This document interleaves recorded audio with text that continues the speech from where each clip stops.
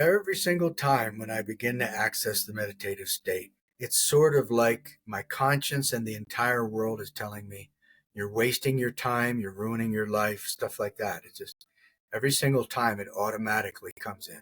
And I have to really fight to say, longer breath, nasal airflow, eyelid light. I know that it's right for me to do this. I know, even though it's been proven to me, but there's no way that I won't forget. So I forget every time. So I had to fight my way back to remembering. And every day, every time I teach. And once the bubble bursts and we're existing in that meditative place, we're like, oh my God, of course this is the answer to all my problems. Of course this is the way to get more money. Of course this is the way to heal my issues. Of course this is the way to experience peace of mind. In other words, the source of any manifestation is always void. In every religion, void is the source. That's where God lives. God lives in the Bible behind double darkness. One student said to me the other day, he said, I have another teacher friend, and he told me void is not a correct definition. It's more spaciousness. And I said, wrong, bad, no. The reason that all the religions say void is because they're the teachers and we're not the teachers. They don't say spaciousness. Spaciousness is the beginning. Spaciousness turns into vacuum, vacuum turns into void.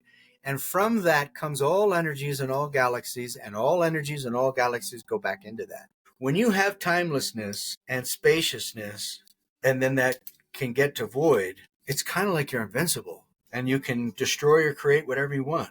You start to see things like the world, it's not for you to interfere with it.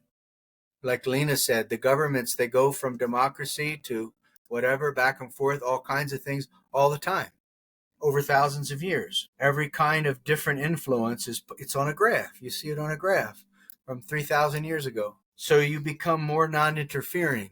And by non-interfering, people heal. They spontaneously heal. The reason that vacuum becomes void is because when you remove the covering, when you drop the defense mechanisms, when you silence, in the right sense, blessed silence the justifications for 8 ice cream bars, or I ate a pound of pretzels in the last 5 days. And when you say, okay, I'm still going to get it wrong, so I'm not the master, and you go back to that, then it creates a vacuum. All these places of where you're wrong or where you need help, they become revealed as sucking is sucking. And naturally you get help.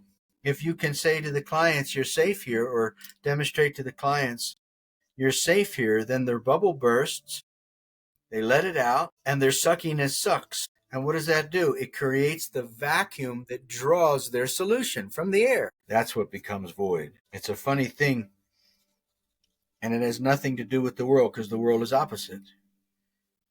But to really become complete, to become whole, we just need to try again, Try again, tell the truth. I don't know, I'm confused, I have a problem, I need help. Step 1, I'm wrong. And go through the other experiences that happen when a person's being healed. Oh, you let the expert work on the car. You're not the expert. And so then now you're in surgery. So being in surgery is really great.